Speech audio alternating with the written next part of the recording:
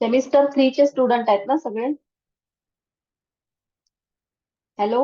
हो. हा, ठीक आहे. हरिओम.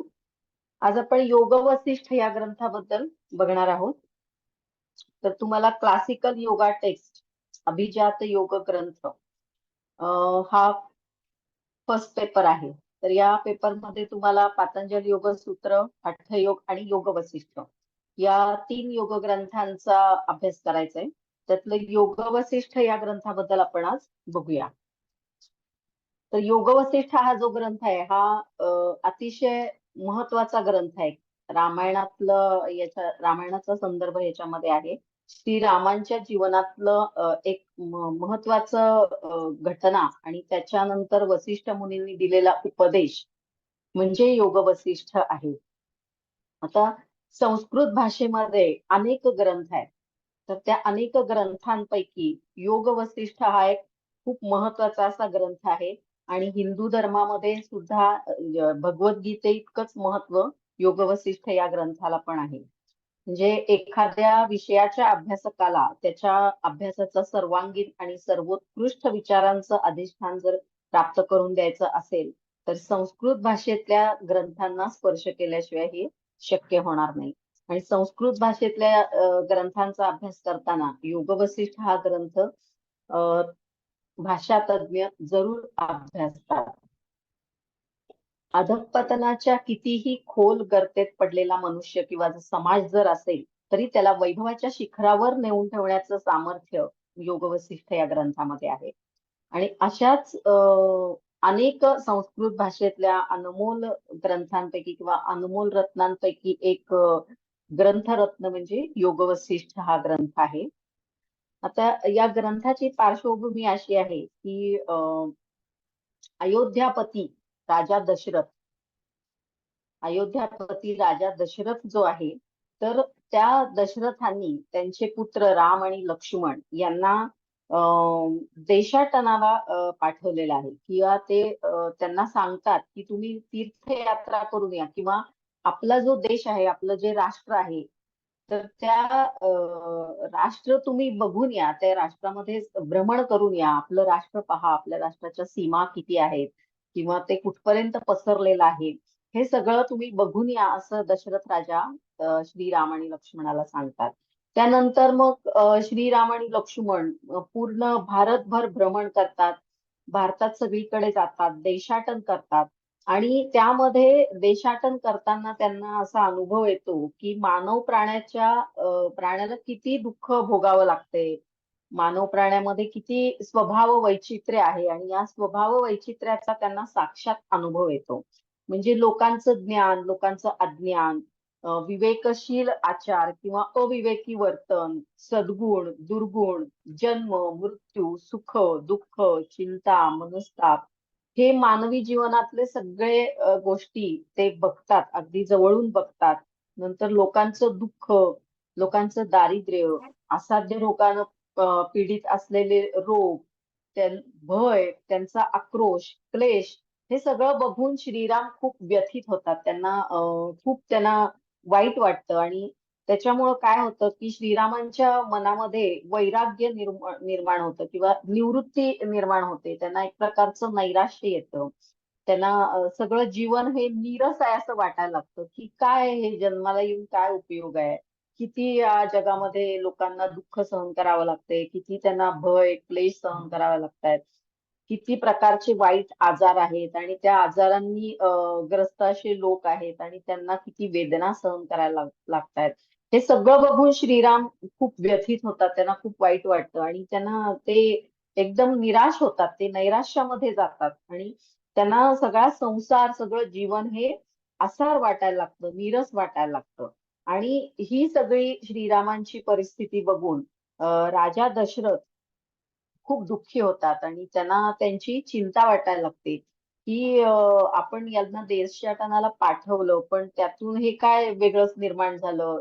त्यांना एकदम श्रीराम निराश झालेले आहेत. आणि असं निराश होऊन चालणार नाही यांना यातनं बाहेर काढलं पाहिजे नाहीतर हे राज्यकारभार कसा करणार. पुढचा सगळा अयोध्येचा राज्यकारभार भारताचा राज्यकारभार हा आपण यांच्या वर सोपवणार आहोत. पण हे असे जर निराश झाले श्रीराम, तर मग ते राज्यकारभार कसं करणार? आता यांना यातनं बाहेर कसं काढायचं, कसं समजवायचं, असा खूप मोठा प्रश्न दशरथांना पडलेला असतो. आणि याच चिंतेत ते असताना यावेळी महर्षी विश्वामित्रांचं आगमन होतं. आणि महर्षी विश्वामित्र दशरथांना म्हणतात की आमचे यज्ञ चालू असताना खूप राक्षस येतात आणि ते आम्हाला त्रास देतात, आमचे यज्ञ सगळे उधळून लावतात, आणि ज्या गोष्टीसाठी किंवा ज्या उद्देशासाठी आम्ही यज्ञ करतो तो उद्देश सफल होत नाही. तर हे राजा, तू तुझ्या 2 सुपुत्रांना आमच्या यज्ञाच्या रक्षणासाठी तू पाठव आमच्याकडे, आम्हाला दे तुझे 2 पुत्र, आणि आमच्या यज्ञाचं त्यांना रक्षण करायला सांग, जेणेकरून आम्ही यज्ञ व्यवस्थितपणे पार पाडू शकू आणि या मानवाचं कल्याण करू शकतो. तर अशा प्रकारे विश्वामित्रांनी दशरथांकडे त्यांच्या राम आणि लक्ष्मण या 2 सुपुत्रांची मागणी केली. तेव्हा राजा दशरथानं त्यांना नकार दिला. ते म्हणतात की रामाची मनस्थिती ठीक नाहीये, असं असं मी त्यांना देशाटनाला पाठवलेलं होतं. पण आणि ते सगळं जगामधलं दुःख बघून ते खूप व्यथित झालेले आहेत, निराश झालेले आहेत. शिवाय त्यांचं वय पण खूप लहान आहे. आणि अशा अशा परिस्थितीत इतक्या लहान वयात मी यज्ञाच्या रक्षणासाठी मी त्यांना तुमच्या बरोबर कसं काय पाठवू? अशी कारणं तो देतो, आणि तो राजा दशरथ विश्वामित्रांना नकार देतो. आणि त्याच वेळी मग वसिष्ठ मुनी तिथे येतात. विश्वामित्रांना राग येतो की विश्वामित्रांना नकार दिला दशरथानं, त्यामुळं त्यांना राग येतो दशरथ राजाचा, ते क्रोधानं संतप्त होतात. परंतु त्याच वेळी वसिष्ठ मुनी तिथे येतात आणि वसिष्ठ ऋषी विश्वामित्रांना शांत करतात आणि त्यांना सांगतात की राजा दशरथ पुत्र स्नेहामुळं त्यांना अशी कारणं देतोय, पण तुम्ही काळजी करू नका, ते यज्ञ रक्षणाला येतील, थोडं थांबा, असं सांगून वसिष्ठ ऋषी हे विश्वामित्रांना शांत करतात. त्यानंतर मग श्रीरामाला राजसभेत पाचारण करण्यात येतं, त्यांना राजसभेमध्ये बोलवण्यात येतं. आणि रामानं स्वतःच्या त्यावेळी मनस्थितीचं वर्णन केलेलं आहे की हे असं सगळं दुःख मी देशामध्ये बघितलंय. मानवी जीवनात हे इतकं दुःख आहे, मग काय या मानवी जीवनाचा उपयोग आहे, कशासाठी आहे हे जीवन, असं सगळं ते सांगतात आणि त्यांच्या मनस्थितीचं ते वर्णन करतात. मग रामांची जी ही व्यथा आहे ती सर्वसामान्य नाहीये. ती सर्वसामान्य माणसाला एखादी वाईट घटना वगैरे बघून जे काही वाईट वाटतं, तशी इतकी सर्वसामान्य श्रीरामांची व्यथा नव्हती. तर ज्ञानी पुरुषाच्या जिज्ञासेला जाणवलेला तो एक विषाद असतो. सर्वसामान्य व्यथा जी असते ती आपली व्यथा असते. हे झालं नाही, ते झालं नाही, मला इथं दुखतंय, मला तिथं दुखतंय, मला हे मिळालं नाही, मला ते मिळालं नाही. ही झाली सर्वसामान्य माणसाची सामान्य व्यथा. पण श्रीराम हे साक्षात विष्णूचे अवतार होते ना, त्यामुळे त्यांची जी व्यथा होती ती काय सर्वसामान्य व्यथा नव्हती. तर ज्ञानी पुरुषाच्या जिज्ञासेला जाणवलेला तो एक विषाद होता. आणि श्रीरामांसारखे पुरुषोत्तम वैराग्य भावनेने जर कर्तव्य शून्य झाले, तर राज्याचा व्यवहार कोण बघणार आणि कसा चालवणार? सगळा राज्याचा कारभार उद्ध्वस्त होईल.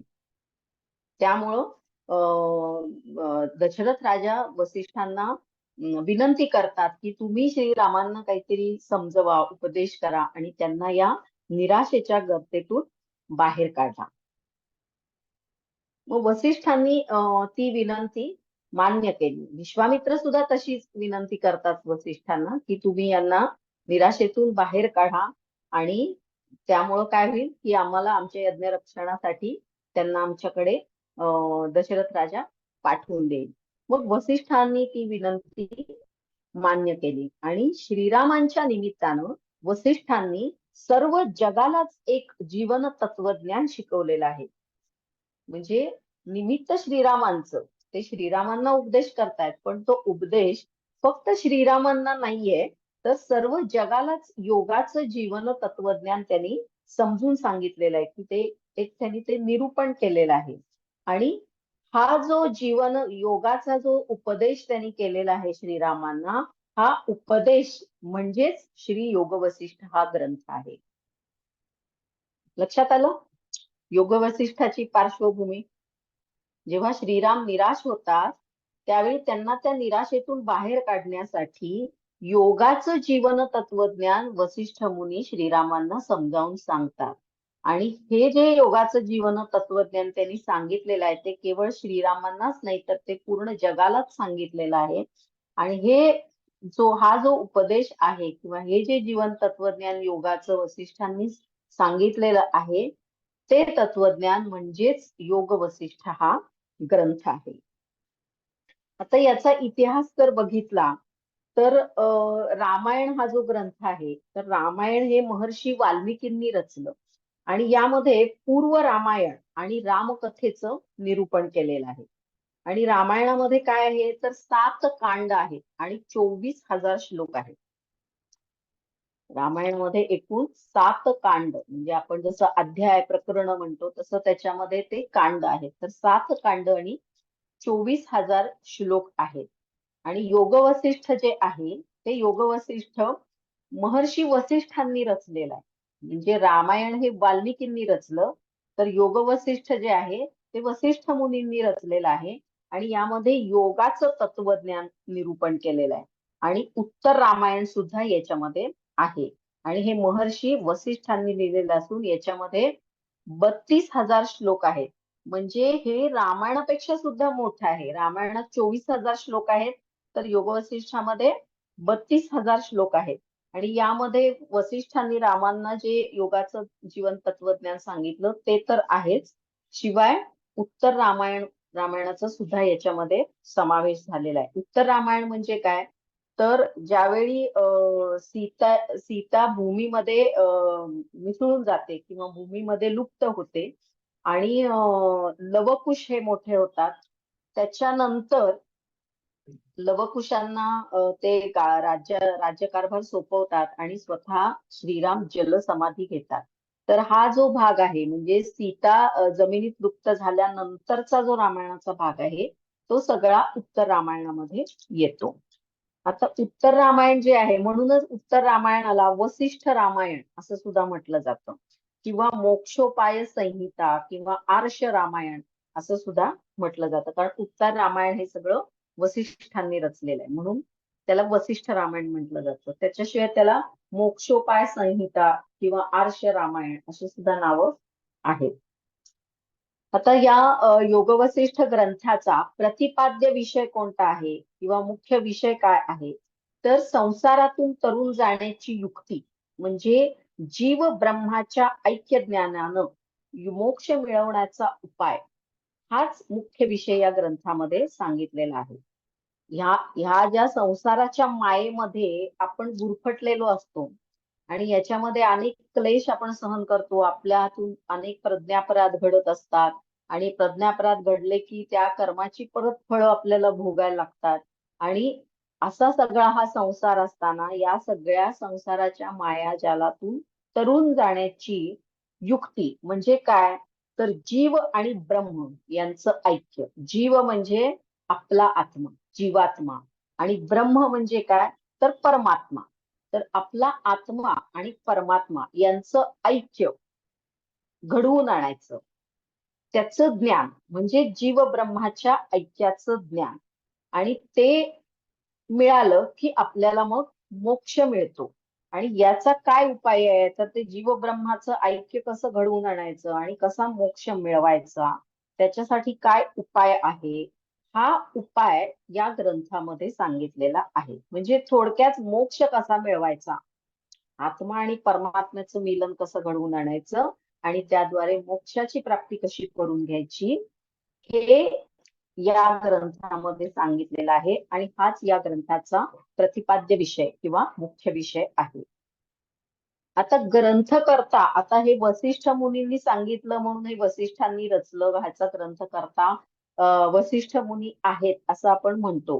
परंतु या ग्रंथकर्त्याचा निर्विवाद उल्लेख इतिहासात कुठेही नाहीये. त्याच्याबद्दल अनेक मतमतांतर आहेत. परंतु योग वसिष्ठ म्हणजे ते वसिष्ठ मुनींनी रचलेलं म्हणून ते वसिष्ठ मुनी हेच ग्रंथकर्ता आहेत असं मानलं जातं. परंतु त्याचा निर्विवाद लिखित उल्लेख कुठेही इतिहासात दिसून येत नाही.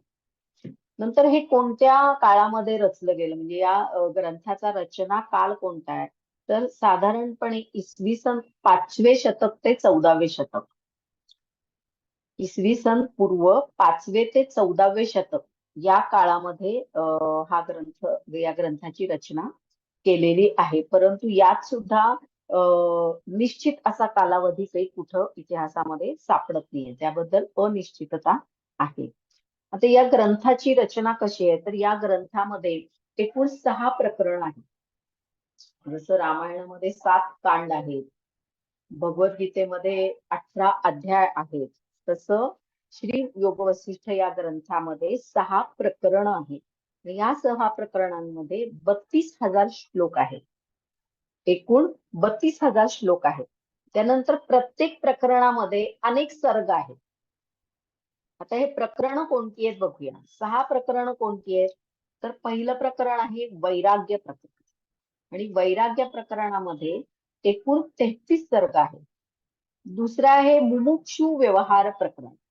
मुमुक्षु व्यवहार प्रकरणामध्ये एकूण 20 सर्ग आहेत. तिसरं आहे उत्पत्ती प्रकरण. उत्पत्ती प्रकरणामध्ये एकूण 122 सर्ग आहेत. चौथं आहे स्थिती प्रकरण.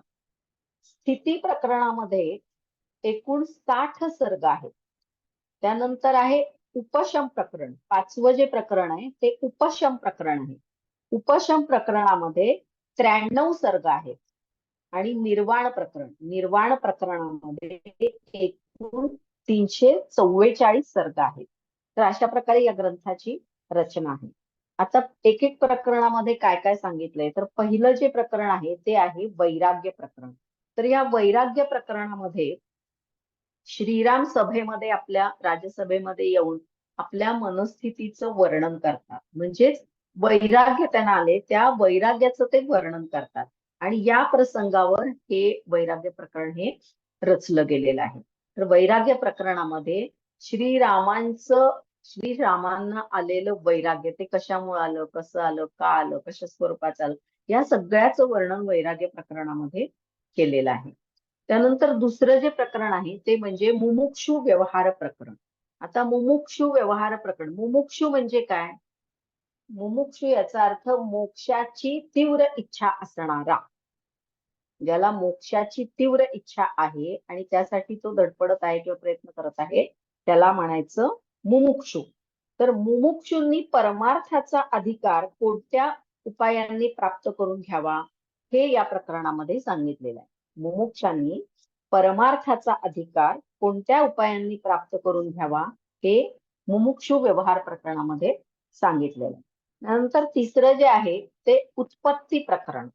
उत्पत्ती प्रकरणामध्ये जगाची उत्पत्ती कशी झाली, हे जे सगळं जग आहे, सृष्टी आहे, तर या सगळ्याची निर्मिती कशी झाली, उत्पत्ती कशी झाली, याचं वर्णन उत्पत्ती प्रकरणामध्ये आहे. त्यानंतर चौथं जे आहे स्थिती प्रकरण. स्थिती प्रकरण म्हणजे स्थिती, परिस्थिती. कोणाची परिस्थिती, तर या प्रपंचाची, या सगळ्या सृष्टीची, या सगळ्या जगाची किंवा प्रपंचाची खरी परिस्थिती, वास्तविक स्थिती काय आहे, याचं वर्णन स्थिती प्रकरणामध्ये केलं. त्यानंतर 6वं जे आहे, 5वं जे आहे ते उपशम प्रकरण. उपशम प्रकरणामध्ये, उपशम प्रकरण हे फार महत्वाचं आहे, आणि उपशम प्रकरणामधलेच सर्ग 78 आणि सर्ग 90. उपशम प्रकरणातला 78वा सर्ग आणि 90वा सर्ग, हे 2 सर्ग तुम्हाला अभ्यासक्रमामध्ये अभ्यास करायचे आहेत. तर यामध्ये काय आहे, तर मी, तू, हे जग, अशा प्रकारची भ्रांती का आणि कशी निर्माण झाली, म्हणजे मी कोण आहे, तू कोण आहे, हे जग काय आहे, हे सगळं काय आहे, ही जी काही भ्रांती निर्माण झालेली आहे, ही भ्रांती का आणि कशी निर्माण झाली, आणि त्या भ्रांतीचा उपशम, त्या भ्रांतीमधून आपण बाहेर कसं पडायचं, त्या भ्रांतीचा उपशम कसा करायचा, हे या उपशम प्रकरणामध्ये सांगितलेलं आहे. त्यानंतरचं शेवटचं म्हणजे 6वं जे प्रकरण आहे ते म्हणजे निर्वाण प्रकरण. आता निर्वाण प्रकरणामध्ये आत्मज्ञान विषयक सिद्धांत वसिष्ठांनी सांगितलेले आहेत. म्हणजे मनुष्याच्या ठिकाणी जी अविद्या आहे, म्हणजे काय, अविद्या म्हणजे काय तर माणूस जो आहे तो आत्म्याला अनात्म समजतो आणि अनात्म्याला आत्मा समजतो. म्हणजे आपलं हे जे शरीर आहे, हे शरीर म्हणजे आपण नाहीये, हे शरीर म्हणजे मी नाहीये, मी म्हणजे काय तर माझा आत्मा आहे. पण आपल्या शरीरालाच आपण आत्मा समजतो आणि त्या शरीरासाठी, त्या शरीराच्या सुखासाठीच आपण आयुष्यभर धडपडत असतो किंवा त्यासाठीच सगळी अनेक चांगली आणि वाईट कर्म करत असतो. परंतु हे शरीर नश्वर आहे, ते काही खरं नाहीये, ते एक ना एक दिवस नष्ट होणार आहे. तर मी कोण आहे, तर मी म्हणजे माझा आत्मा, मी म्हणजे मी आत्मा आहे. आणि जो कायमस्वरूपी असणार आहे, तो कधीच नष्ट होणार नाही. आणि हे जे शरीर आहे ते मात्र नश्वर आहे. पण आपण काय करतो, तर या शरीरालाच, नश्वर शरीरालाच आत्मा समजत असतो आणि ते अज्ञान आहे. हे अज्ञान म्हणजेच अविद्या आहे. आणि मनुष्याच्या ठिकाणची ही जी अविद्या आहे ती कशी नष्ट करायची याचे उपाय या निर्वाण प्रकरणामध्ये सांगितलेले आहेत. आणि या निर्वाण प्रकरणामध्ये एकूण किती सर्ग आहेत, तर एकूण 344 सर्ग आहेत. म्हणजे सगळ्यात जास्त सर्ग जे आहेत ते निर्वाण प्रकरणामध्ये आहेत. आणि त्यामधला फक्त 25वा सर्ग तुम्हाला या सेमिस्टरला, या सत्रामध्ये अभ्यासक्रमात आहे. तर एकूण उपशम प्रकरणातले 2 सर्ग, 78वा सर्ग आणि 90वा सर्ग, आणि निर्वाण प्रकरणातला 25वा सर्ग, असे एकूण 3 सर्ग तुम्हाला या सत्रामध्ये अभ्यासायचे आहेत. तर अशा प्रकारे या ग्रंथाची रचना आहे. तर हा सगळा उपदेश श्रीरामांना वसिष्ठांनी केलेला आहे. आणि मग वसिष्ठ श्रीरामांना आदेश देतात की तू काही काळ राज्य कर आणि त्यानंतर समाधी घे. म्हणून श्रीरामांनी अयोध्येचा राज्यकारभार बघितल्यानंतर शेवटी काय केलेलं आहे, जलसमाधी घेतलेली आहे शरयू नदीमध्ये. शरयू नदी कुठे आहे, अयोध्येमध्ये आहे. तर वसिष्ठांनीच त्यांना आदेश दिलेला होता की तू काही काळ राज्य कर आणि त्यानंतर समाधी घे. आणि कसं राज्य करायला सांगितलंय त्यांनी, तर त्यांनी सांगितलंय की लोकांना म्हणजे प्रजेला आनंद देणारा राजा तू हो, त्यांचं कल्याण करणारा तू राजा हो. त्यांचं पूर्ण देशाचं कल्याण झालं पाहिजे, सगळ्या प्रजेचं कल्याण झालं पाहिजे आणि लोकांना कल्याण देणारा, कल्याण करणारा किंवा लोकांना आनंद देणारा असा तू राजा हो, असं वसिष्ठ श्रीरामांना सांगतात. अशा प्रकारे योग वसिष्ठ या ग्रंथामध्ये वसिष्ठांनी श्रीरामांना योग तत्वज्ञानाचा उपदेश केलेला आहे. कळलं का तुम्हाला योग वसिष्ठ हा ग्रंथ नेमका कसा आहे, त्यात काय सांगितलेलं आहे? हो मॅडम. फक्त कालावधीचं जरा विचित्र वाटलं ना ते. हा, नाही, कालावधी निश्चित कोणाला म्हणजे समजलेलाच नाहीये, कारण तसं कुठे लिहिलेलंच नाहीये. हा इतिहासकारांचा शेवटी अंदाज आहे की इसवी सन पूर्व 5वे शतक ते 14वे शतक, 5वे ते 14वे शतक या दरम्यान कधीतरी या ग्रंथाची रचना झालेली असावी, हा इतिहासकारांचा अंदाज आहे. आता योग वसिष्ठ म्हणजे वसिष्ठ हे दशरथांचे किंवा त्या इक्ष्वाकू वंशाचे, या राज्याचे ते हे असतात, म्हणजे गुरु असतात, कुलगुरू. राजगुरू असतात. राजगुरू. राजगुरू असतात. तर त्यांच्या नावानेच हा ग्रंथ आहे योग वसिष्ठ. याचा अर्थ वसिष्ठ ऋषींनीच हा सगळा उपदेश केलेला आहे किंवा याची रचना केलेली आहे, असं इतिहासकारांचं म्हणणं आहे. पण प्रत्यक्षात असं कुठेही की या ग्रंथाचा ग्रंथकर्ता हा आहे असा लिखित स्वरूपाचा उल्लेख कुठंच इतिहासामध्ये सापडत नाहीये. पण ज्या अर्थी योग वसिष्ठ असं याचं नाव आहे आणि वसिष्ठ मुनी हे राजगुरू होते दशरथांचे, त्या अर्थी तो त्यांनी केलेला उपदेश आहे म्हटल्यानंतर ग्रंथकर्ता त्यांनाच आपण म्हणू शकतो ना. कारण नाहीतर दुसऱ्या कोणाचा उल्लेख नाहीच आहे इतिहासामध्ये की या ग्रंथाचे रचनाकार हे अमुक अमुक आहेत. आता रामायण हे वाल्मिकींनी लिहिलेलं आहे, पण त्याच्यामध्ये उत्तर रामायण नाहीये. उत्तर रामायण हे सगळं या ग्रंथामध्ये लिहिलेलं आहे. योग वसिष्ठ या ग्रंथात. म्हणून त्याला आर्ष रामायण किंवा वसिष्ठ रामायण असं सुद्धा म्हटलं जातं, कारण वसिष्ठांनी ते लिहिलंय म्हणून वसिष्ठ रामायण. ठीक आहे. तर मग आता आपण उपशम प्रकरणाला सुरुवात करूया. तर उपशम प्रकरण जे आहे ते या योग वसिष्ठ ग्रंथामधलं 5व्या नंबरचं प्रकरण आहे. आणि यामध्ये काय सांगितलंय की मी, तू, हे जग या प्रकारची जी भ्रांती मनुष्याला होतीये, ती भ्रांती का निर्माण होतीये आणि त्या भ्रांतीमधून कसं बाहेर पडायचं आणि खरी परिस्थिती काय आहे ती कशी जाणून घ्यायची, आणि ह्या सगळ्याचं वर्णन याच्यामध्ये वसिष्ठांनी केलेलं आहे.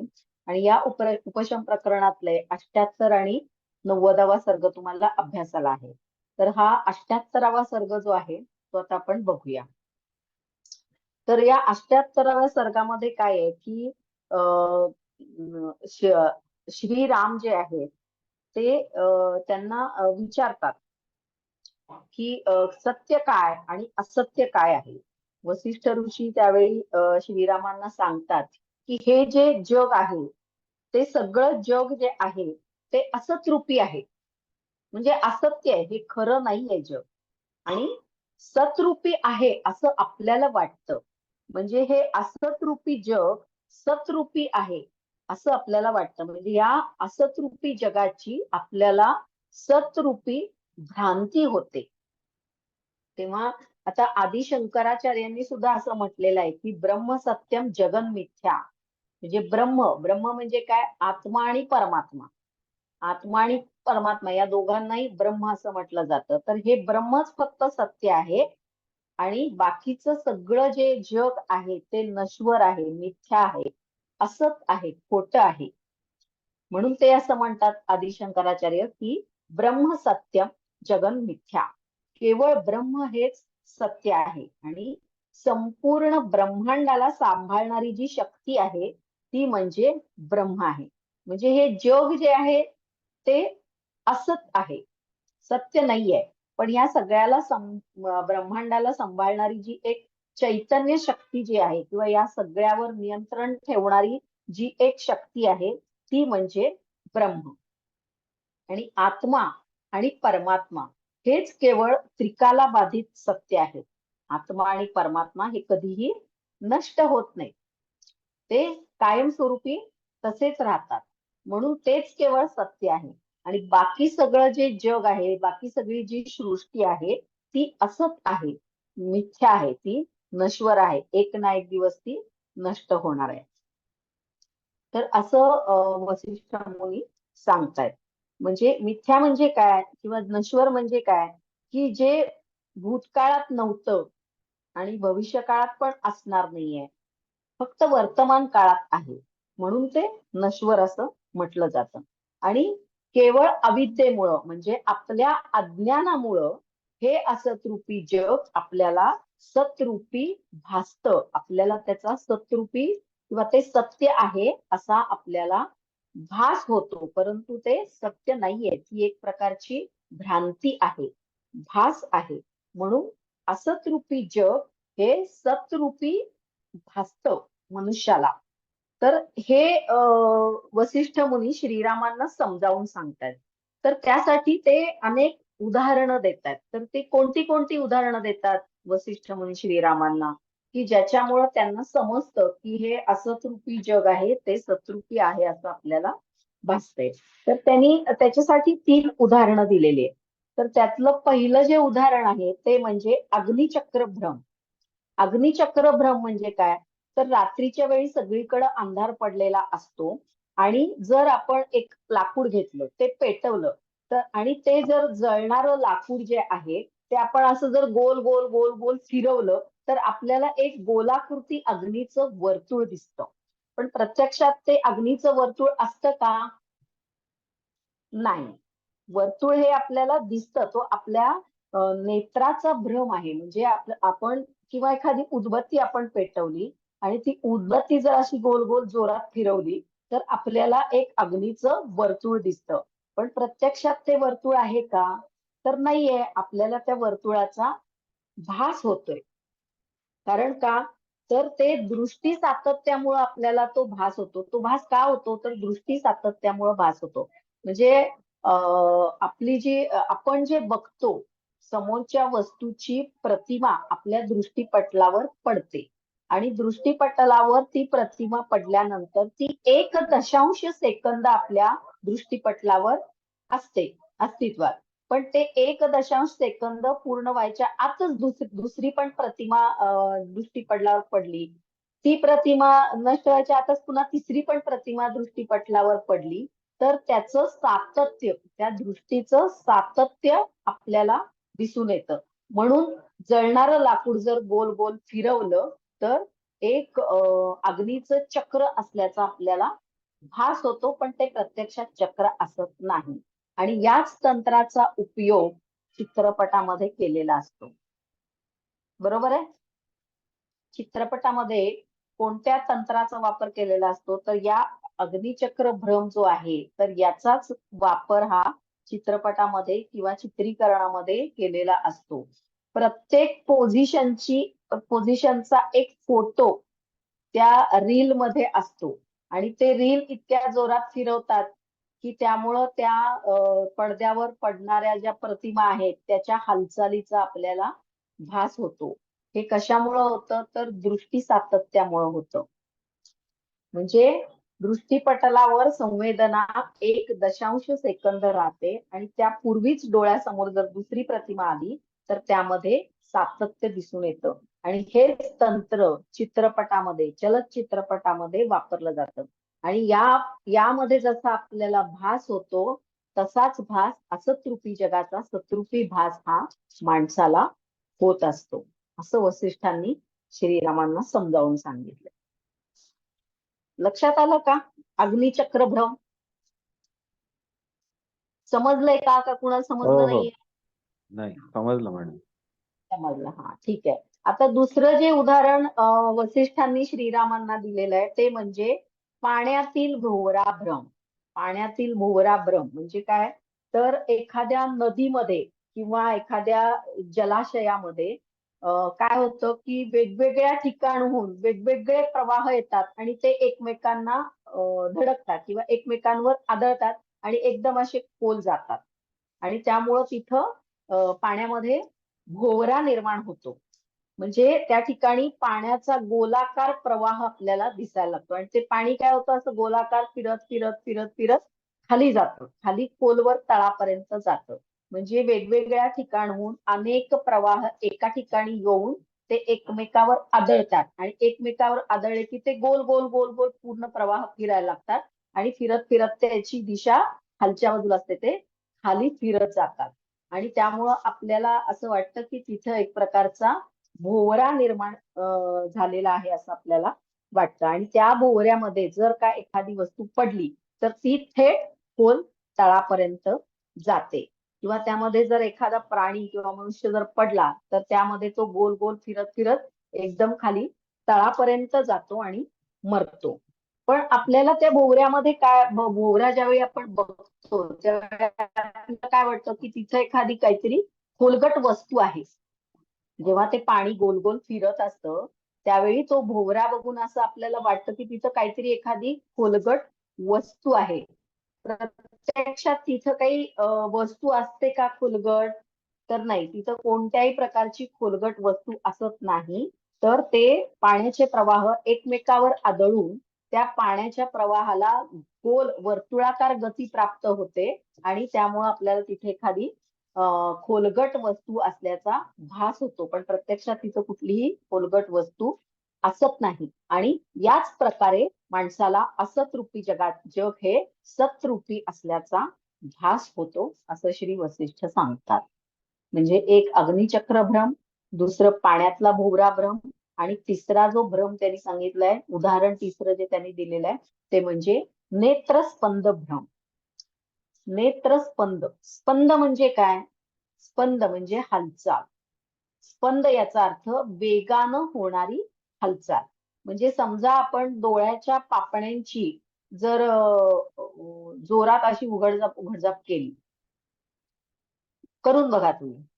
डोळ्याच्या पापण्यांची जोरात उघडझाप केली किंवा हालचाल केली तर आपल्याला काय होतं, समोरची एक वस्तू जी आहे त्या अनेक वस्तू आहेत असं दिसायला लागतं. तुम्हाला समजा तुमच्या समोर एखादं पेन ठेवलेलं आहे आणि त्या पेनाकडे बघत तुम्ही जोरजोरात अशा हालचाली केल्या तर तुम्हाला अनेक पेन दिसतात. किंवा एखाद्या पुस्तकाकडे बघून तुम्ही जर डोळ्यांची हालचाल जोरात केली किंवा पापण्यांची जोरात उघडझाप केली तर तुम्हाला अनेक पुस्तकं दिसतील. म्हणजे समोरची वस्तू एकच वस्तू असते, पण नेत्रस्पंदामुळे डोळ्यांची जोरात उघडझाप केल्यामुळं, जोरात हालचाल केल्यामुळं तिथं अनेक वस्तू असल्याचा आपल्याला भास होतो. किंवा आपलं जे डोळ्याचा आहे, आयबॉल आहे, तो जर असा दाबला, तुम्ही दाबून बघा, जर असं डोळ्याचा जर असा बुबुळावर जर दाब दिला तर समोरची एक वस्तू अनेक वस्तू आहेत असं दिसतं. पण प्रत्यक्षात अनेक वस्तू असतात का? नाही. प्रत्यक्षात समोर एकच वस्तू असते, परंतु नेत्रस्पंदामुळं किंवा नेत्राच्या बुबुळावर जर दाब दिला तर त्यामुळं आपल्याला तिथे अनेक वस्तू असल्याचा भास होतो, भ्रांती होते अनेक वस्तू असल्याची.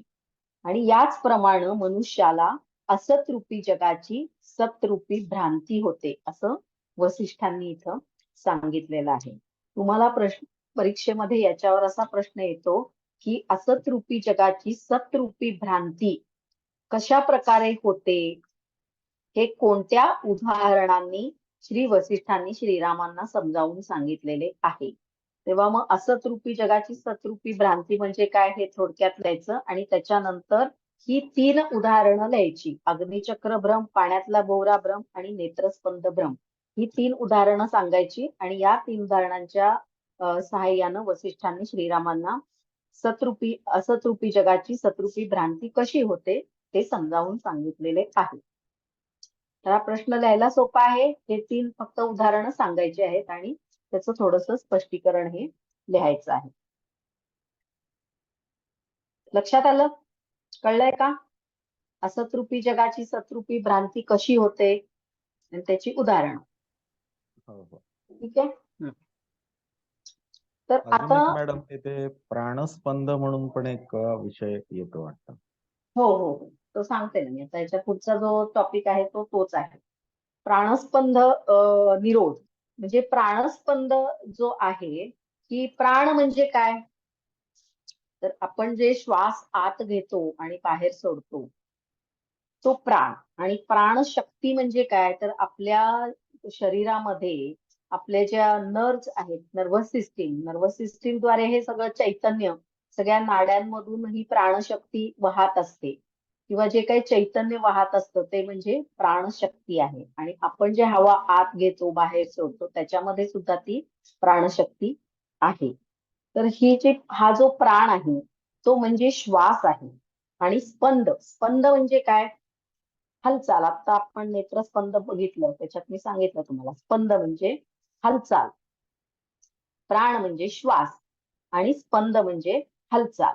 तर या प्राणाची म्हणजे आपल्या श्वसनाची जी हालचाल होते किंवा त्यामध्ये जो बदल होतो, तर तो बदल झाला की आपल्या चित्तामध्ये, मनामध्ये सुद्धा बदल होतो किंवा हालचाल होते. म्हणजे प्राणात हालचाल झाली की चित्तामध्ये सुद्धा हालचाल होते. प्राणामध्ये खळबळ झाली, बदल झाले की चित्तामध्ये सुद्धा खळबळ होते. आणि प्राण आणि चित्त यांचा अतिशय जवळचा संबंध आहे. जेव्हा प्राण शांत होतो, प्राणामध्ये जेव्हा काही हालचाल नसते त्यावेळी चित्तामधील खळबळ सुद्धा शांत होते. चित्त सुद्धा स्थिर आणि एकाग्र होतो. म्हणून चित्त हे प्राणाशी किंवा श्वासाशी संबंधित आहे किंवा बांधलेलं आहे. हे आपलं जे चित्त आहे ते नेहमी काय करतं, ते सतत विषयांच्या मागं धावत असतं. म्हणजे हे बघायचं, ते बघायचं, हे हवं, ते हवं, असं सतत ते चित्त हे नेहमी विषयांकडे आकर्षित होत असतं, विषयांकडे धावत असतं. त्यामुळे चित्तामध्ये विषयाकार वृत्ती निर्माण होतात आणि असतरूपी जगाची सतरूपी भ्रांती ही मनुष्याला होत असते. चित्त हे विषयांकडे सतत ओढलं जातं, त्यामुळं चित्तामध्ये विषयाकार वृत्ती निर्माण होतात आणि त्यामुळं काय आहे की असतरूपी जगाची सतरूपी भ्रांती मनुष्याला होत असते. तर आता ही सतरूपी जी भ्रांती जी होतीये, तर ही भ्रांती जर आपल्याला नष्ट करायची असेल, या भ्रांतीतून जर आपल्याला बाहेर पडायचं असेल, तर काय करायला पाहिजे? तर या प्राणस्पंदाचा विरोध करायला पाहिजे. हा प्राणस्पंद किंवा प्राणामध्ये होणारी जी हालचाल आहे ती आपल्याला थांबवली पाहिजे. ही हालचाल आपल्याला कमी केली पाहिजे. यालाच प्राणस्पंद निरोध असं म्हटलेलं आहे. म्हणून जर प्राणस्पंद निरोध केला तर चित्त हे विषयांकडे ओढलं जाणार नाही. चित्त विषयांकडे ओढलं नाही गेलं तर चित्तामध्ये विषयाकार वृत्ती निर्माण होणार नाही. आणि जर विषयाकार वृत्ती चित्तात निर्माण झाल्या नाहीत तर त्यामुळं जगताची भ्रांती आपल्याला होणार नाही. जगताची भ्रांती ही नष्ट होईल. म्हणून चित्तस्पंद कमी करण्यासाठी किंवा चित्तस्पंद थांबवण्यासाठी आपल्याला प्राणस्पंदाचा सुद्धा निरोध केला पाहिजे. प्राणस्पंद सुद्धा आपल्याला थांबवला पाहिजे. म्हणून योगामध्ये काय सांगितलेलं आहे किंवा योग म्हणजे काय आहे, तर योग चित्त वृत्ती निरोध हा, म्हणजे चित्तात निर्माण होणाऱ्या या ज्या विषयाकार वृत्ती आहेत त्यांचा निरोध केला पाहिजे. तर चित्तातल्या चित्तस्पंदाचा जर निरोध करायचा असेल तर प्राणस्पंदाचा निरोध केला पाहिजे. कारण प्राण आणि चित्त हे एकमेकाशी अतिशय जोडले गेलेले आहेत. आणि म्हणून या चित्तवृत्तींचा निरोध केला की भ्रांती नष्ट होईल. म्हणून या चित्तवृत्तीचा निरोध करण्यासाठी प्राणस्पंदाचा निरोध करायला वसिष्ठांनी श्रीरामांना सांगितलेले आहे. त्यामुळं काय होतं, प्राणस्पंदाचा निरोध केला की चित्तस्पंद सुद्धा शांत होतो. आणि चित्तस्पंद शांत झाला तर चित्त हे स्थिर आणि एकाग्र होऊन निरुद्ध होतं. निरुद्ध होतं म्हणजे काय, तर चित्त स्थिर झाल्यामुळं ते विषयांकडं आकर्षित होत नाही.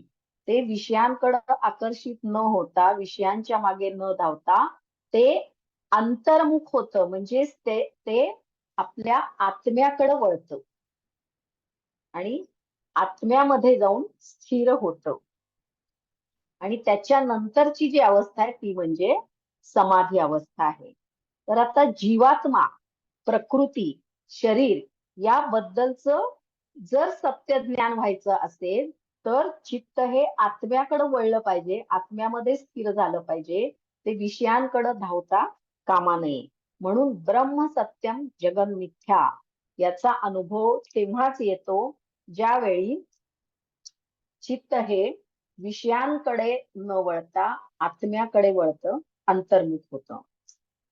तर मग श्रीराम म्हणतात की ठीक आहे बाबा, आता चित्तस्पंद शांत करायचा असेल, या भ्रांतीमधून जर बाहेर पडायचं असेल तर प्राणस्पंद निरोध करायला पाहिजे. पण हा प्राणस्पंद निरोध करायचा कसा? कसा काय प्राणस्पंद निरोध करायचा? या प्राणस्पंद निरोधाचे उपाय काय आहेत? तर ते उपाय तुम्ही मला सांगा, असं श्रीराम वसिष्ठांना सांगतात. तर मग वसिष्ठ श्रीरामांना प्राणस्पंदाचे एकूण 18 उपाय वर्णन करतात. हे असे 18 उपाय आहेत असं सांगतात ते. आणि या 18 उपायांपैकी कोणत्याही उपायाचा जर तुम्ही सातत्यानं अभ्यास करत राहिला तर मग प्राणस्पंदाचा निरोध होईल असं वसिष्ठांनी सांगितलेलं आहे. तर मग आता त्यांनी कोणकोणते उपाय सांगितलेत वसिष्ठांनी प्राणस्पंदाचे ते आपण बघूया. तर प्राणस्पंद जर तुम्हाला थांबवायचा असेल, म्हणजेच प्राणातली हालचाल जर थांबायची असेल तर त्यासाठी काही उपाय आहेत. ते उपाय केल्यामुळे काय होईल, तर प्राणामधली म्हणजे श्वसनामधली प्राणस्पंदाची हालचाल कमी होईल, थांबेल. त्यामुळं चित्तातली खळबळ किंवा चित्तातली हालचाल सुद्धा थांबेल. मग विषयाकार वृत्ती निर्माण होणार नाही. विषयाकार वृत्ती नाही निर्माण झाल्या तर मग असत जगताची जी सतरूपी भ्रांती होतीये ती भ्रांती नष्ट होईल. म्हणून प्राणस्पंदाचा निरोध करणं हे आवश्यक आहे. मग त्यात वसिष्ठांनी पहिला उपाय सांगितलाय, शास्त्र आणि सज्जन यांचा सहवास. प्राणस्पंद निरोधासाठी काय करायला पाहिजे, तर शास्त्र आणि सज्जनांचा सहवास. आता शास्त्र म्हणजे कुठलं शास्त्र, तर योगशास्त्र, अध्यात्मशास्त्र.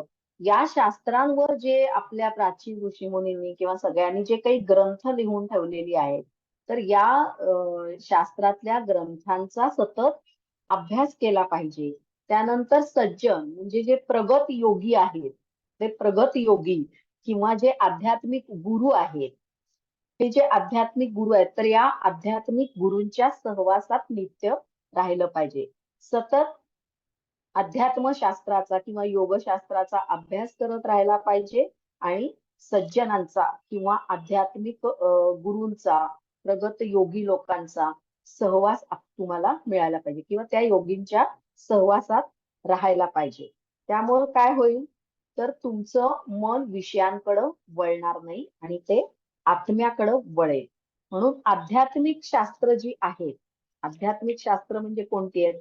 आता हा योग वसिष्ठ ग्रंथ हा आध्यात्मिक ग्रंथच आहे. त्यानंतर श्रीमद भगवद्गीता हे सुद्धा आध्यात्मिक ग्रंथ आहेत. किंवा आपले जे वेद आहेत, 4 वेद आहेत, उपनिषद आहेत किंवा इतर जे काही आध्यात्मिक ग्रंथ आहेत, तर या ग्रंथांचं पठण पाठन, मनन, चिंतन केलं पाहिजे. त्यानंतर जे प्रगत योगी आहेत किंवा आध्यात्मिक गुरु जे आहेत, तर यांच्या सहवासामध्ये राहिलं पाहिजे. त्यामुळं काय होईल, तर तुमची आत्मोन्नती होईल, आत्मज्ञान होण्यासाठी मदत होईल. म्हणून आध्यात्मिक शास्त्र, आत्मोन्नती करणारी शास्त्र, आत्मज्ञान देणारी जी ग्रंथ आहेत, तर यांचं पठण पाठन, मनन आणि चिंतन केलं पाहिजे आणि अशा लोकांच्या सहवासात राहिलं पाहिजे. म्हणजे प्राणस्पंद निरोध व्हायला मदत होईल, असं वसिष्ठ सांगतायत. नंतर दुसरा जो उपाय त्यांनी सांगितलाय ते म्हणजे वैराग्य आणि स्वरूपाचा अभ्यास. वैराग्य म्हणजे काय, तर विरक्ती. वैराग्य म्हणजे विरक्ती. मन विषयाकडे जाऊ न देता त्याला आत्म्याकडं प्रवृत्त केलं पाहिजे. म्हणजे मग वैराग्य किंवा विरक्तीचा अभ्यास केला जाईल. नंतर स्वरूपाचा अभ्यास. स्वरूपाचा म्हणजे काय? स्व म्हणजे काय? आपण स्वतः. रूप म्हणजे काय? त्याचं स्वरूप. आपलं स्वतःचं स्वरूप काय आहे? हे शरीर म्हणजे आपलं स्वरूप आहे का? नाही. तर ते असंच आहे. त्याची आपल्याला सतरूपी भ्रांती होतीये. तर स्वरूप, आपलं स्वतःचं स्वरूप म्हणजेच आपल्या आत्म्याचं स्वरूप. आपल्या आत्म्याचं, जीवात्म्याचं स्वरूप आणि परमात्म्याचं स्वरूप. तर या स्वरूपाचा अभ्यास तुम्ही केला पाहिजे. त्यामुळं प्राणस्पंदाचा निरोध होईल. नंतर तिसरा जो उपाय त्यांनी सांगितलाय तो म्हणजे यमनियमांचा अभ्यास. आता यमनियमांचा अभ्यास जो सांगितलाय तो कशासाठी सांगितलाय?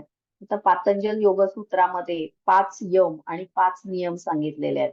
तर काही उपनिषदांमध्ये, म्हणजे तुम्ही आता ध्यानबिंदू उपनिषद बघितलं, शांडिल्य उपनिषद बघितलं, हठयोगाचा तुम्ही अभ्यास करताय, तर यामध्ये 10 यम नियम सांगितले. तर यम 10 सांगितलेत, नियम 10 सांगितले. तर ह्या सगळ्या यमनियमांचा अभ्यास केला पाहिजे आणि नुसता अभ्यास करून उपयोग नाही, तर त्याचं पालन सुद्धा केलं असलं पाहिजे. तर या यमनियमांच्या पालनामुळे काय होईल, तर तुमचा वैयक्तिक जीवनातला आणि सामाजिक जीवनातला जो संघर्ष आहे तो संघर्ष कमी होईल आणि त्यामध्ये वैयक्तिक आणि सामाजिक जीवनामध्ये काय होईल, संघर्ष कमी झाल्यामुळे शांतता प्रस्थापित होईल. तुमचं वैयक्तिक जीवन पण शांत होईल, तुमचं सामाजिक जीवन पण शांत होईल. त्यातले सगळे संघर्ष हे संपतील आणि त्यामुळं मग प्राणस्पंद निरोध व्हायला मदत होईल. हा झाला तिसरा उपाय, यमनियमांचा अभ्यास. नंतर चौथा उपाय कुठला सांगितलेला आहे? चौथा उपाय सांगितलाय की ध्यानाचा अभ्यास. ध्यानाचा अभ्यास काय सांगितलाय की ज्यावेळी मन हे इतर विषयांपासून त्याला जर दूर करायचं असेल आणि आत्म्याच्या ठिकाणी जर स्थिर करायचं असेल, तर ते मन स्थिर आणि एकाग्र होणं महत्वाचं आहे. म्हणून धारणा आणि ध्यानाचा अभ्यास केला तर मन एकाग्र व्हायला, स्थिर व्हायला मदत होते. म्हणून इथं त्यांनी ध्यानाचा अभ्यास करायला सांगितलं. ध्यानाचा अभ्यास म्हणजे ध्यानावरची पुस्तकं वाचणं नाही, तर ध्यानाचा अभ्यास म्हणजे ध्यानाचा सराव करणं, प्रॅक्टिस करणं आणि स्वतः ध्यान धारणेचा अभ्यास करून स्वतः त्या ध्यानामध्ये स्थिर राहणं, याला म्हणायचं ध्यानाचा अभ्यास. तर अशा प्रकारे प्राणस्पंद निरोधासाठी त्यांनी ध्यानाचा अभ्यास करायला सांगितलेला आहे. नंतर 5वा उपाय असा सांगितलाय पूरक आणि रेचकादी क्रमसाध्य अशा स्वेदरहित प्राणनिरोधाच्या योगाने प्राणस्पंदाचा निरोध करायला सांगितलंय. म्हणजे पूरक आणि रेचक म्हणजे थोडक्यात काय तर प्राणायाम. पूरक, रेचक आणि कुंभक. कुंभकाचे 2 प्रकार, 2 का 3 प्रकार म्हणजे आंतरकुंभक, बहिर्कुंभक आणि केवल कुंभक. आंतरकुंभक म्हणजे काय? प्राणवायू आत घेतल्यानंतर म्हणजे श्वास घेतल्यानंतर तो आतच रोखून ठेवणं, हे झालं अंतःकुंभक. श्वास सोडल्यानंतर तो बाहेरच रोखून ठेवणं, हे झाला बहिर्कुंभक. आणि केवल कुंभक म्हणजे श्वास घ्यायचा पण नाही आणि बाहेर सोडायचा पण नाही. जेवढा काही प्राणवायू आपल्या फुफ्फुसामध्ये आहे तेवढाच प्राणवायू आतमध्ये रोखून धरायचा. श्वास घ्यायचाही नाही आणि सोडायचाही नाही. त्याला म्हणतात केवल कुंभक. तर या सगळ्या पूरक, रेचक, कुंभक या सगळ्याचा सराव करणं किंवा अभ्यास करणं याच्यामुळे सुद्धा प्राणस्पंद निरोध होतो. नंतर 6वा जो उपाय सांगितलाय तो प्रणवाचा दीर्घ उच्चार. प्रणव म्हणजे काय? प्रणव म्हणजे ओंकार. ओंकार ओंकाराचा ओंकार प्रणव म्हणजे ओंकार. तर या प्रणवाचा दीर्घ उच्चार करणं, या प्रणवाचा जप करणं किंवा त्या प्रणवावर ध्यान लावणं किंवा त्या ध्यानावस्थेमध्ये प्रणवाचा दीर्घ उच्चार करून प्रणव जप करणं किंवा ओंकार जप करणं यामुळं सुद्धा तुर्यावस्थेचा अनुभव येतो असं वसिष्ठ म्हणतात. तुर्यावस्था म्हणजे काय? तर चित्त स्थिर होऊन ते आत्म्यामध्ये लीन होणं, त्याला म्हणतात तुर्यावस्था. तर या प्रणवाच्या दीर्घ उच्चारामुळं किंवा प्रणव जपामुळं सुद्धा तुर्यावस्थेचा अनुभव येतो आणि प्राणस्पंदाचा निरोध होतो.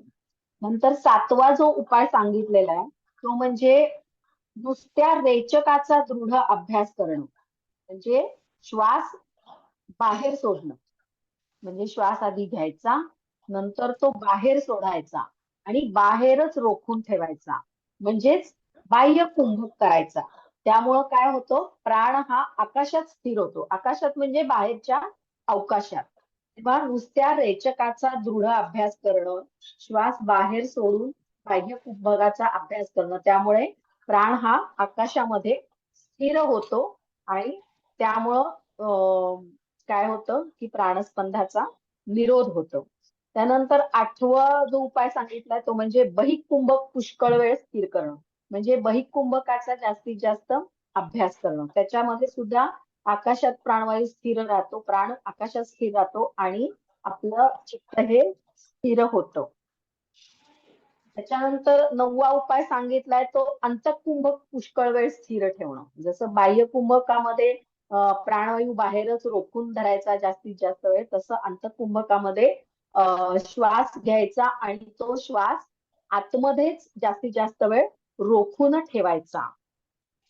यातमध्ये त्यांनी एक उपमा दिलेली आहे वसिष्ठांनी. म्हणजे पर्वतावर जसा मेघ स्थिर राहतो, मेघ म्हणजे काय? ढग.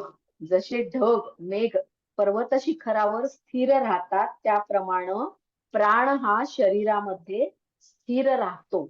असं या अंतःकुंभकाच्या अभ्यासाच्या बाबतीत त्यांनी एक उपमा दिलेली आहे वसिष्ठांनी. तेव्हा बहिकुंभक पुष्कळ वेळ स्थिर केल्यानंतर प्राणस्पंद निरोध होतो. अंतःकुंभक पुष्कळ वेळ स्थिर केल्यानंतर सुद्धा प्राणस्पंदाचा निरोध होतो.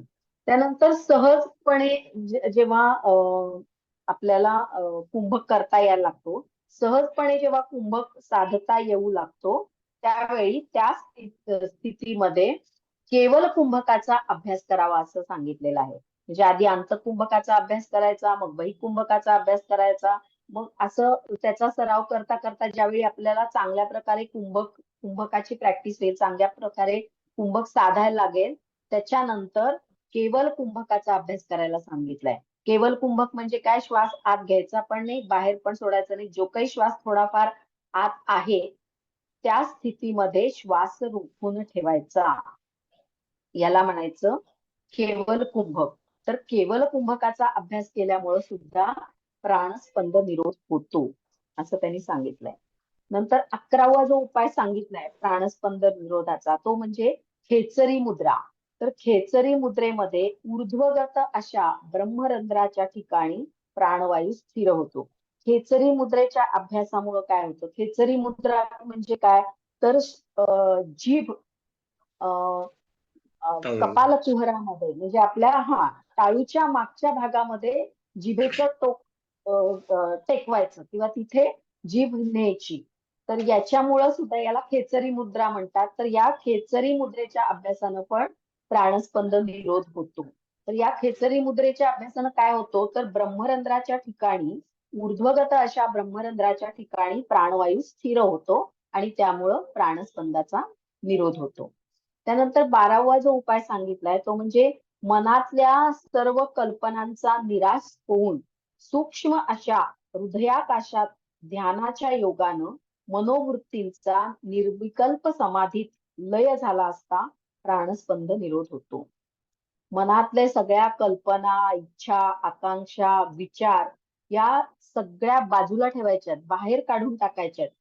त्यामुळं काय होतं? चित्त हृदयाकाशामध्ये स्थिर होतं. म्हणजे सगळे विचार मनातले, सगळ्या वृत्ती मनातल्या बाहेर काढून टाकायच्या आणि आपल्या हृदयाच्या अवकाशामध्ये चित्त स्थिर करायचं किंवा तिथे ध्यान लावायचं. आता हृदयाकाशात ध्यान लावायचं म्हणजे काय? तर आपल्या हृदयाची जी काही हालचाल होतीये किंवा हृदयाचा जो काही लब डब असा जो काही आवाज येतोय त्याच्यावर चित्त केंद्रित करायचं, लक्ष एकाग्र करायचं. आता एरवी आपल्याला हृदयाची धडधड ही ऐकू येत नाही, परंतु ज्यावेळी तुम्ही पूर्णपणे मन त्याच्यावर एकाग्र कराल हृदयाच्या ठिकाणी, त्यावेळी तुम्हाला काही दिवसांच्या सरावानं हृदयाचे जे काही धडधड आहे किंवा हृदयाचे जे काही ध्वनी आहेत ते ऐकू येऊ लागतात. तर अशा प्रकारे मनातील सर्व कल्पनांचा निराश करून सूक्ष्म अशा हृदयाकाशात ध्यान लावल्यानं त्या ध्यानाच्या योगानं मनोवृत्तींचा निर्विकल्प समाधीत लय होतो आणि प्राणस्पंदाचा निरोध होतो. नंतर 13वा उपाय जो सांगितलाय तो म्हणजे ब्रह्मरंध्राच्या ठिकाणी प्राणवायू स्थिर झाला असता आणि सगळ्या मनोवृत्तींचा लय झाला असता प्राणस्पंदाचा निरोध होतो. ब्रह्मरंध्राच्या ठिकाणी प्राणस्पंद म्हणजे प्राणवायू स्थिर करण्यासाठी काय करायला सांगितलंय त्यांनी?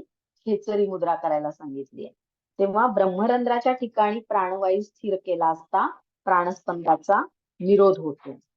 नंतर 14वा उपाय जो सांगितलाय तो म्हणजे भ्रूमध्याच्या ठिकाणी आपली जी दृष्टी आहे, दोन्ही डोळ्यांची दृष्टी आहे ती भ्रूमध्याच्या ठिकाणी म्हणजे दोन्ही भुवयांच्या मध्यबिंदूवर जेव्हा आपण स्थिर करतो त्यावेळी प्राणस्पंद निरोध होतो.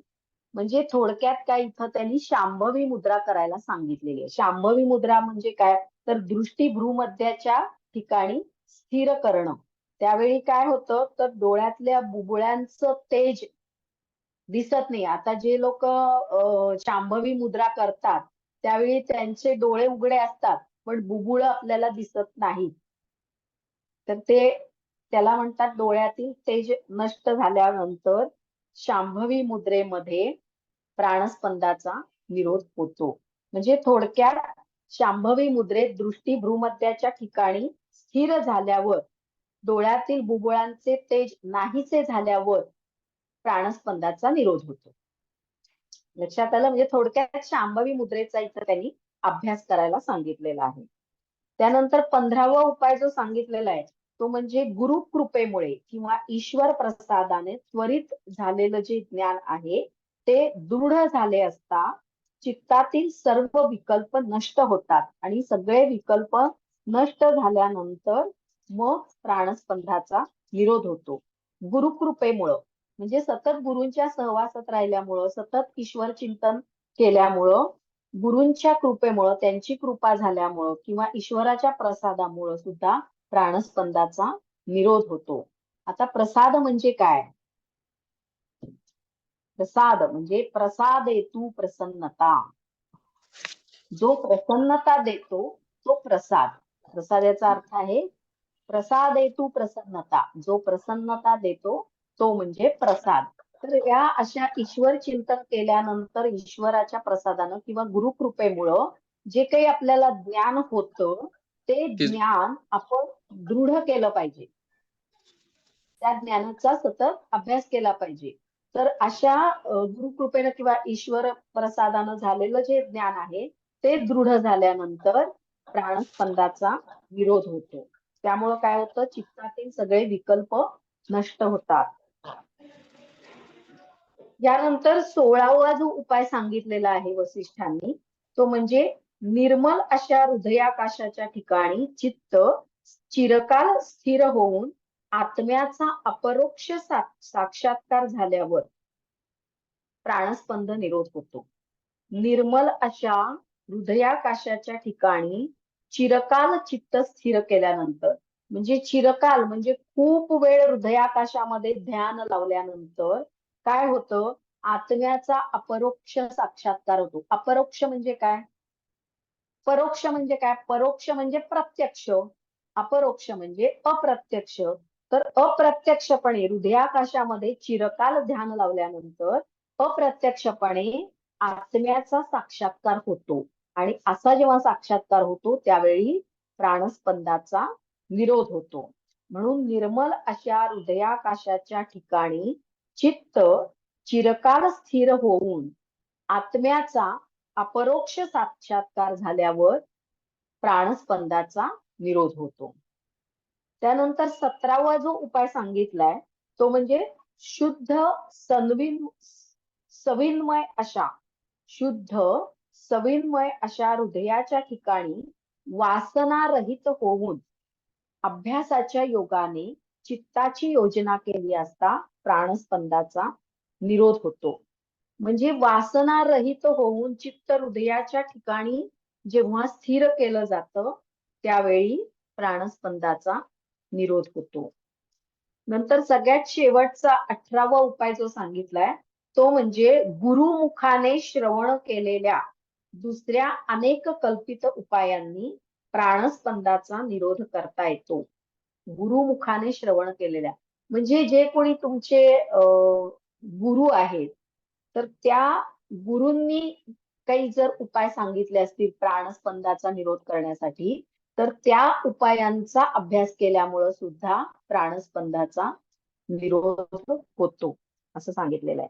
गुरुमुखानी श्रवण केलेल्या इतर अनेक कल्पित उपायांनी प्राणस्पंदाचा निरोध होतो. असे 18 उपाय सांगितलेले आहेत. तर याच्यावर तुम्हाला प्रश्न तर बऱ्याच वेळेला आलेला आहेच आहे. प्राणस्पंद म्हणजे काय आणि प्राणस्पंद निरोधाचे उपाय स्पष्ट करा. याच्यामध्ये प्राणस्पंद म्हणजे प्राण म्हणजे श्वास आणि स्पंद म्हणजे हालचाल.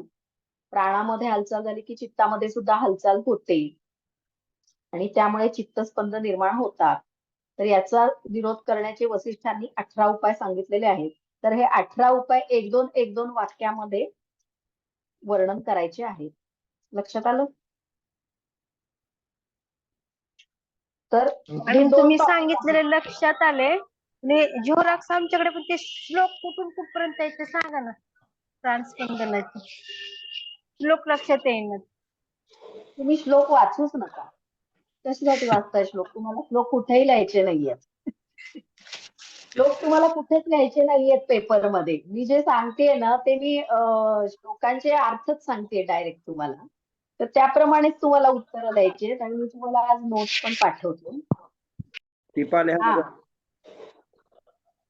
हॅलो, टिपाल्यामध्ये प्राणस्पंदाचा प्रश्न आलेला आहे 5 मार्कांसाठी. हा बरोबर आहे ना. मग प्राणस्पंद वर जर टीप आली तर प्राणस्पंद म्हणजे काय ते लिहायचं. आधी मुळात लिहायचं की प्राणस्पंद आणि प्राणस्पंद निरोध हा विषय योग वसिष्ठ या ग्रंथामधील उपशम प्रकरणातील 78व्या अध्यायामध्ये आलेला आहे. हे आधी प्रस्तावना प्रत्येक उत्तरामध्ये लिहायची. तर हे आधी लिहायचं. त्याच्यानंतर प्राण म्हणजे काय तर श्वास, स्पंद म्हणजे हालचाल, प्राणस्पंद म्हणजे श्वसनामध्ये होणारी हालचाल, श्वसनामध्ये हालचाल झाली की चित्तामध्ये हालचाल होते आणि त्यामुळं असतरूपी जगाची सतरूपी भ्रांती होते आणि या भ्रांतीमधून बाहेर पडण्यासाठी प्राणस्पंद निरोध वसिष्ठांनी श्रीरामांना करायला सांगितला. त्याचे अनेक 18 उपाय वसिष्ठांनी सांगितलेले आहेत. हे सगळं थोडक्यात लिहायचंय. प्राणस्पंदाच्या निरोधाचे उपाय पण त्यामध्ये लिहायचे. प्राणस्पंदाच्या टिपामध्ये प्राणस्पंदाच्या उपायामध्ये नुसता उल्लेख करायचा. हा उपाय लिहायचे. सगळेच्या सगळे उपाय लिहायची गरज नाही, कारण टिपा लेहामध्ये आलाय ना तो प्रश्न. तर एक 4-5 उपाय लिहायचे थोडक्यात. अशा प्रकारे 18 उपाय त्यांनी सांगितलेले आहेत. एवढं लिहायचं, ते उपाय सगळे लिहायची त्याच्यामध्ये गरज नाहीये. प्राणस्पंद प्राणस्पंद म्हणजे काय आणि तो प्राणस्पंदाचा निरोध का करायचा हे यामध्ये मेन लिहायचंय टिपामध्ये. जेव्हा बरं. प्राणस्पंद निरोधाचे उपाय विचारतील त्यावेळी मात्र तुम्हाला 18च्या 18 उपाय लिहावे लागतील. आणि दुसरी आणखी एक टीप आले, संवित म्हणून आलेले आहे, संवित. हा, संवित ते पुढच्या प्रकरणात आहे, पुढच्या अध्यायात आहे. तर ते पुढच्या उद्याच्या लेक्चरात मी ते सांगते लेक्चरमध्ये. 78 मध्ये नाही 13वा आहे का? उपाय कोणता? 13वा उपाय कोणता सांगितलं? 13वा उपाय का बघ, 13वा कुठचा सांगितलं का? 13वा, ब्रह्मरंध्र. ब्रह्मरंध्राच्या ठिकाणी प्राणवायू स्थिर झाला असता मनोवृत्ती लीन होतात आणि त्यानंतर प्राणस्पंदाचा निरोध होतो. ब्रह्मरंध्राच्या ठिकाणी प्राणवायू स्थिर झाला असता मनोवृत्ती लीन होऊन प्राणस्पंदाचा निरोध होतो. ठीक आहे. हो.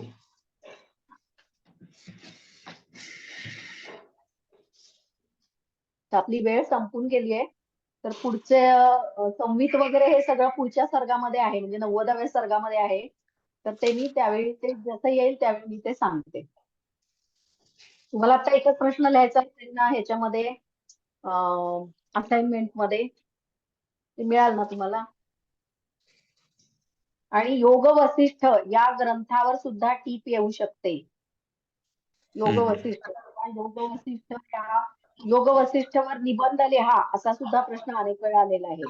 सुरुवातीला जे ग्रंथाची सगळी माहिती सांगितली ना, तर ती सगळी लिहायची आहे. आणि मी आता तुम्हाला देते, आज नोट्स पाठवून देते. ठीक आहे.